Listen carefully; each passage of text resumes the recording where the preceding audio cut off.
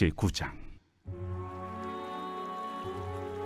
예수께서 배에 오르사 건너가 본 동네에 이르시니 침상에 누운 중풍병자를 사람들이 데리고 오거늘 예수께서 그들의 믿음을 보시고 중풍병자에게 작은 자야, 안심하라. 내 죄 사함을 받았느니라. 어떤 서기관들이 속으로 이르되 이 사람이 신성을 모독하도다. 예수께서 그 생각을 아시고 이르시되 너희가 어찌하여 마음에 악한 생각을 하느냐? 내 죄 사함을 받았느니라 하는 말과 일어나 걸어가라 하는 말 중에 어느 것이 쉽겠느냐? 그러나 인자가 세상에서 죄를 사하는 권능이 있는 줄을 너희로 알게 하려 하노라. 하시고 중풍병자에게 말씀하시되 일어나 네 침상을 가지고 집으로 가라. 그가 일어나 집으로 돌아가거늘 무리가 보고 두려워하며 이런 권능을 사람에게 주신 하나님께 영광을 돌리니라. 샬롬, 반갑습니다. 오늘도 큐티를 여는 기막힌 하루입니다. 오늘 나눌 말씀은 마태복음 9장 1절에서 8절 말씀으로 죄사함을 받았니라는 제목의 말씀을 나누려고 합니다. 첫 번째로는 죄사함을 받기 위해서 그들의 믿음을 보십니다. 2절에 침상에 누운 중풍병자를 사람들이 데리고 오거늘 예수께서 그들의 믿음을 보시고 중풍병자에게 이르시되 작은 자야 안심하라 내 죄사함을 받았느니라 라고 말씀하십니다. 예수님은 본 동네인 가버나움에 이르자 사람들이 중풍병자를 침상에 누인 채로 데리고 왔습니다. 중풍병자는 이제 무엇에 크게 얻어맞고 기절했다고 합니다. 말 그대로 중풍병자는 무기력한 사람입니다. 목숨도 의식도 살아있지만은 이제 자기 힘으로 움직일 수 없는 사람입니다. 우리도 이렇게 무기력하게 사로잡힐 수 있습니다. 죄에 일생죄에 묶여 있어 아무것도 못합니다. 무기력한 이렇게 사람은 적극적인 사람이 옆에서 도와야 합니다. 무기력한 배우자, 무기력한 자녀가 중풍병자처럼 하루 종일 침상에 누워 있습니다. 육체는 살았으나 영적으로는 죽은 자가 되어 제 앞에서 무기력하게 무너지는 나도 이런 중풍병자입니다. 그것을 인정해야 합니다. 무기력한 가족과 무기력한 나 자신을 있는 그대로 인정하고 그 모습 그대로 주님께 데리고 나와야 합니다. 예수님이 그들의 믿음을 침상에 누운 중풍병자를 데리고 온 친구들의 믿음을 보고 감탄을 합니다. 원어를 보면은 믿음을 보라는 감탄사로 기록이 되어 있습니다. 누가복음에 보면은 4명으로 이제 이 친구들이 표현이 되어 있고요. 더 자세하게 누가복음에 설명이 되어 있습니다. 시편 133편 1절에 형제가 연합하여 동거함이 어찌 그리 아름다운지요. 그다음 전후서 4장 12절에는 한 사람이면 패하겠거니와 두 사람이면 맞설 수 있고 세 겹줄은 쉽게 끊어지지 않다는 말이 있는데요. 하나가 될 때 기적을 이룬다는 말씀입니다. 저는 이제 모태신앙이지만은 고등학교 때 이제 선교사로 되겠다고 서원했습니다. 하지만 이제 21살 때 하나님을 이제 인격적으로 만났습니다. 이제 저는 이제 수험생을 길게 하다 보니까 그때 이제 교회를 처음 이제 갔는데 이제 모임도 잘 안 하고 수험생 시기였기 때문에 모임도 잘 안 하고 예배만 드리는 그런 모습을 보였습니다. 근데 그런 저를 두고서는 이제 리더가 양육을 이제 시키기 시작했습니다. 네, 그게는 이제 우리들 교회가 다른 교회인데요. 양육을 시키면서 하는 말이 여름에 이제 수련회가 있다고 가자고 합니다. 근데 제가 수험생이니까 수험생이 무슨 수련회냐 이런 생각이 있었습니다. 그런데 리더는 이제 한 달 넘게 이제 설득을 하더라고요. 신자야 계속 생각해봐. 기도해봐. 라면서 계속적인 설득을 했습니다. 그래서 내가 저렇게까지 설득할 필요가 있나 이런 생각이 들었습니다. 근데 결국엔 이제 설득에 이끌려 제가 이제 수련회를 가게 되었습니다. 근데 그 수련회가 저는 이제 인격적인 하나님을 만나는 그런 곳이 되었습니다. 수련회 내내 이제 저는 이제 얼마나 회개하면서 울었는지요. 그러면서 이제 하나님이 저를 이제 기다리고 계셨다는 것을 느끼게 되었어요. 그러면서 다시 이제 선교의 사명도 다시 이제 고백하면서 하나님과 이제 친밀한 시간을 갖게 되는 이제 계기가 된 것이죠. 그러면서 수련회를 다녀온 후에 다른 사람은 이제 저렇게까지 설득하면서 수련회를 데리고 가야 되나? 라는 생각을 했었다고 합니다. 근데 수련회 갔다 온 후에 이제 달라진 저의 모습을 보고서는 아, 그래도 갔다 왔어야 되는구나 라는 생각을 했다고 합니다. 그 리더의 그런 끈질김이 없었으면은 하나님을 인격적으로 만나는 시간이 더디 올 수 있었습니다. 왜냐면 제가 수험생이라는 또 명분하에 그런 수련회는 안 가겠다라고 했으니까. 그렇지만은 이제 그분의 이제 사랑의 수고로 계속적인 권면과 권유와 그 말로 인해서 제가 이제 그 수련회가 하나님을 만나는 그런 시간이 되었던 것입니다. 그래서 마가복음 2장 4절에도 무리 때문에 예수께로 데려갈 수 없으므로 그 계신 곳에 지붕을 뚫어 구멍을 내고 중풍병자가 누운 상을 달아내리라 라는 말이 있습니다. 중풍병자의 친구들은 여기서 이제 지붕을 뚫고 구멍까지 내어서 그 중풍병자를 그 주님 앞으로 그렇게 데리고 갔다고 합니다. 이 중풍병자를 이렇게 내리는 이런 수고까지 하였다고 합니다. 이것을 보면서 이제 사랑해서는 하는 일은 힘들어도 기쁨으로 이제 하게 됩니다. 또 사랑해서 하는 일은 또 대충 하는 법도 없고 시간이 늦는 법도 없어요. 사랑으로 하는 일이 거룩한 일이고 사랑으로 하는 일이기에 성역이 됩니다. 예수님이 이렇게 이들이 이렇게 데리고 온 것을 믿음을 보시고 병자에게 죄사함을 받았느니 안심하라 라고 말씀하십니다. 육체의 병 고침은 일시적일 수 있습니다.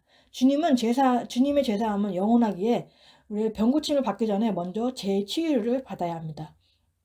예수님은 인간을 죄에서 구원하라고 십자가를 지러 오셨습니다.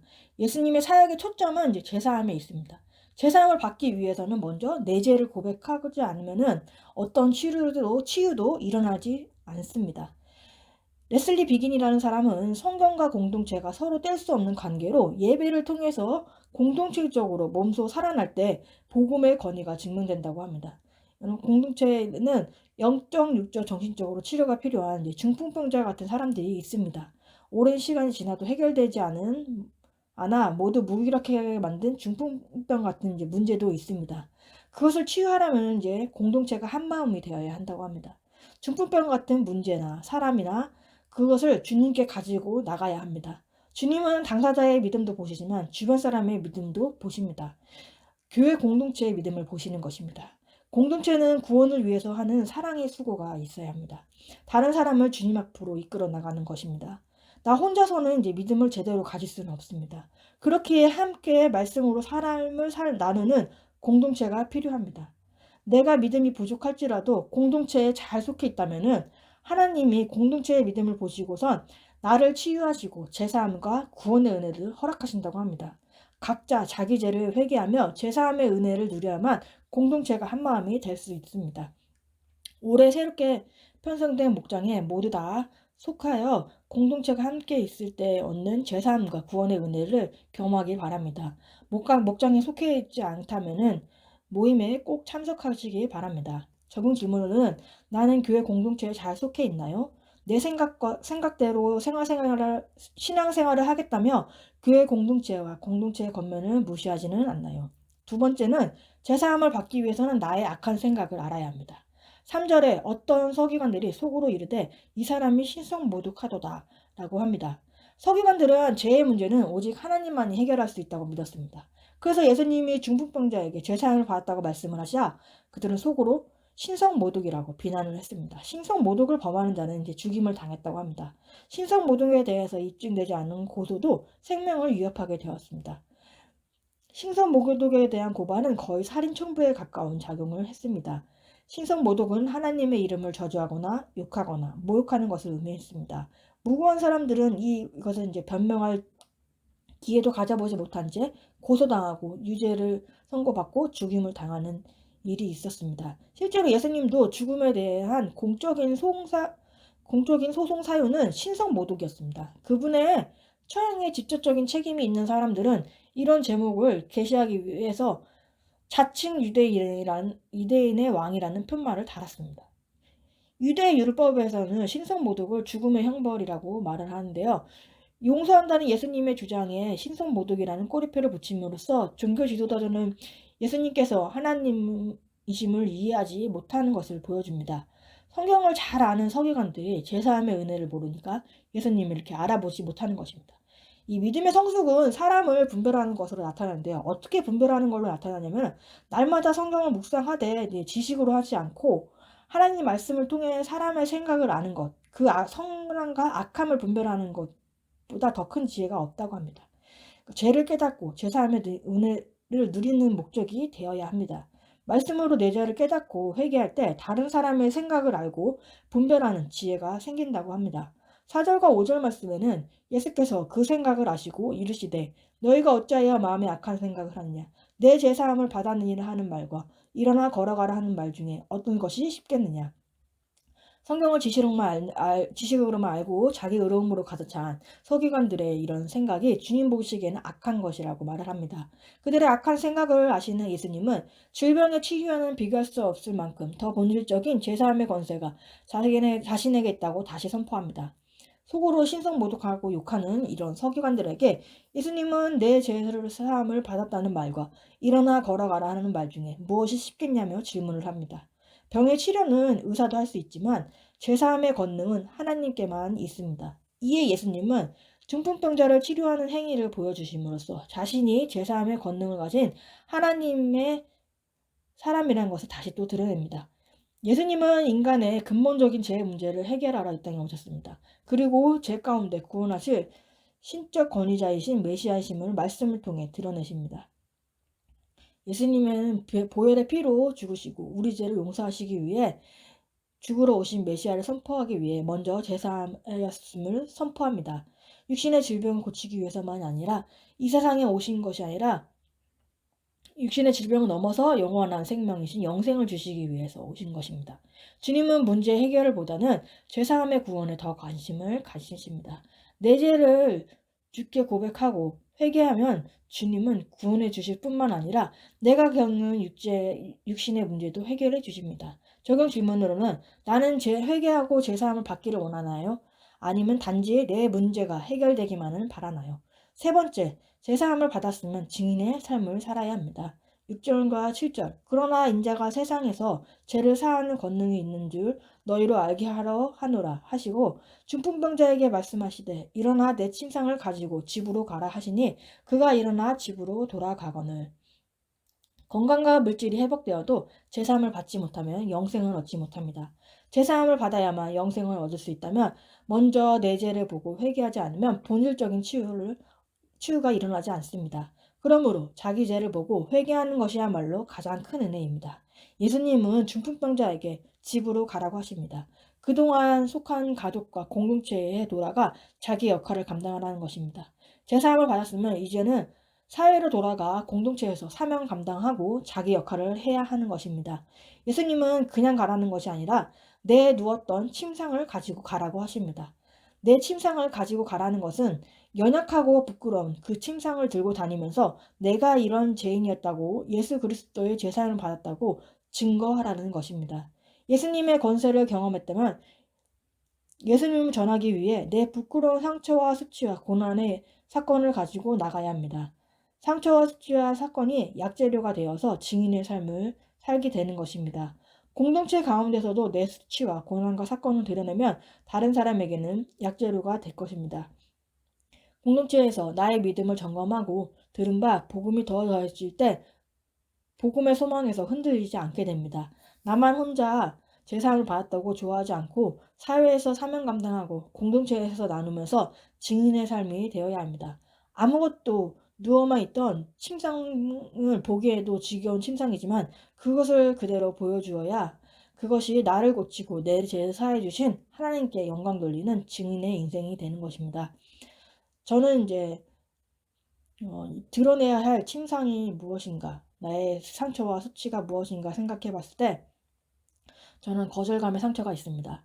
어머니께서 저를 가졌을 때 병원에서는 이제 산모와 아기가 위험하다고 지우라는 얘기를 권했습니다. 그 당시만 해도 이제 그게 가능했는데요. 이제 병원에서는 지우라고 하고 저는 이제 살려고 뱃속에서부터 이제 거절감을 느끼게 된 것입니다. 그래서 이제 태교 중에 이제 밖에서는 지우고 나는 살려고 하는 그게 있었던 것입니다. 그걸 이제 어머니와 제가 상담을 받으면서 의사 선생님이 저와 어머니의 이야기를 듣고 거절감의 상처로 인한 불안이 있다는 것을 말씀해 주셨습니다. 어머니도 이제 고민을 하셨을 것입니다. 저를 가졌을 때. 근데 이제 이모가 이제 사모님이셔서 오셔서 하나님 낳게 하면 낳을 수 있다. 이제 이렇게 얘기를 해주시고 저가 태어날 때까지 이제 교회에서의 중보기도가 이제 주위에 있었습니다. 그래서 거절감의 상처로 인한 불안으로 태어나 유치원 때까지 이제 아무한테도 가지 않고 누가 문을 열고 이제 저를 부르면 이제 뒤돌아 앉거나 아니면 누가 방에 들어오면은 아빠 무릎에 앉거나 엄마 옆에만 있었고 아무 누구한테도 가지 않았습니다. 이런 거절감의 상처가 아직도 남아있다는 것을 알게 되었습니다. 그래서 다른 사람한테 요구하지도 못하고 싫은 소리도 못하고 또 의가 강한 것도 거절감의 상처에서 나온 거라고 말을 합니다. 요즘에 보고 있는 것은 이런 거절감의 상처를 많이 보고 있는데 이 죄사함을 받아야 영생을 얻을 수 있다고 하는데 먼저 내 죄를 보고 해야지만 이런 본질적인 치유가 일어난다고 합니다. 그래서 내 죄를 보고 회개하여서 이 거절감의 상처의 문제가 말씀으로써 잘 해석받기를 원합니다. 적용 질문으로는 제사함의 은혜가 전하고자 내가 들고 가야 할 내 상처와 수치의 침상은 무엇입니까? 1월 19일 보석상자입니다. 자녀들의 인생에도 깜깜하고 두려운 사건이 찾아옵니다. 그럴 때 부모는 바로 나 자신을 보여야 합니다. 말씀의 빛으로 나를 바라보고 내 죄가 깨달아지면 어떤 어두움도 하나님이 쓰시는 밝은 환경으로 변화됩니다. 다 같이 기도하겠습니다. 하나님 아버지, 오늘도 말씀을 허락해 주심에 감사합니다. 아직도 해결되지 않은 저의 거절감의 상처가 있습니다.